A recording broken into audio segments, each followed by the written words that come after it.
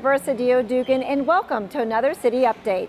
We're at Phoenix Sky Harbor International Airport, one of the busiest airports in the country.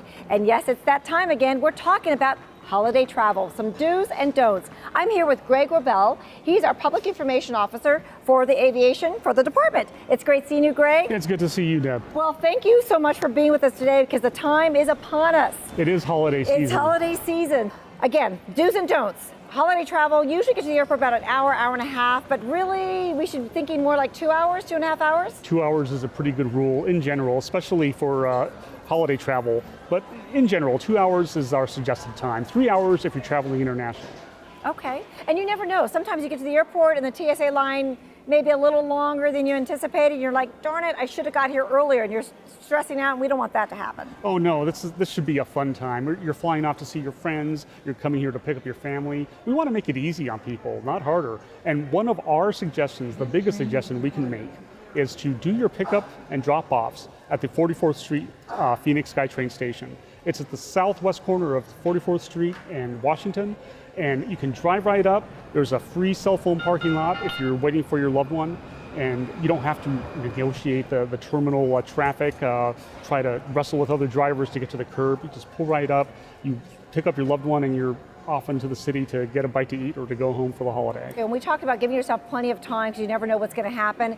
It's always cool because the airport is a pretty cool place. There's restaurants, there's shopping, there's museums. There's also a very special place for our USO and military as well. Yeah, our active duty and retired military can take advantage of the USO, which is right here in this terminal, Terminal 4, one level down here. But you mentioned all those airports, the museum is right there. There's a plethora of restaurants surrounding us right now, and there's even more restaurants and shops behind the gates.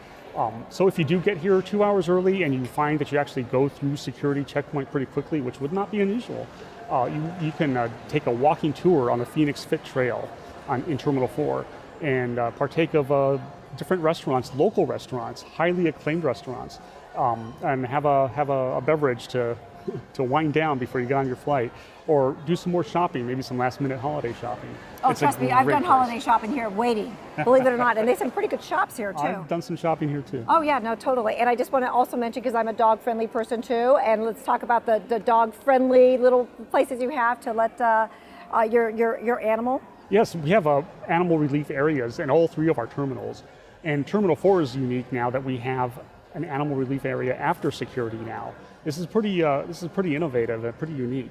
But animals are obviously a part of our lives, and they travel too, so they need to be accommodated just like our passengers. They are. They really are our family. Some of our best friends are animals. Totally. So I'm going to recap for you because this is a very, very busy time for the holiday season for traveling at Phoenix Sky Harbor, one of the busiest airports in the country.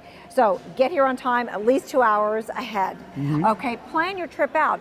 Drop off, take the light rail, take the SkyTrain, get here early, maybe drop your bags off, no fuss, no muss. Mm-hmm. If you have to park in long terminal parking, they have that there too. So it's all about these wonderful amenities, the cell phone lot, the list goes on and on. Yes, the long-term parking at the East Economy lot for the Terminal 4 or for West Economy, and the park and ride on for Terminals 2 and Terminals 3. Those are good long-term parking options. If you need any more information about Sky Harbor, you can go to the website on the screen. For City Update, I'm Deborah Cedillo-Dugan.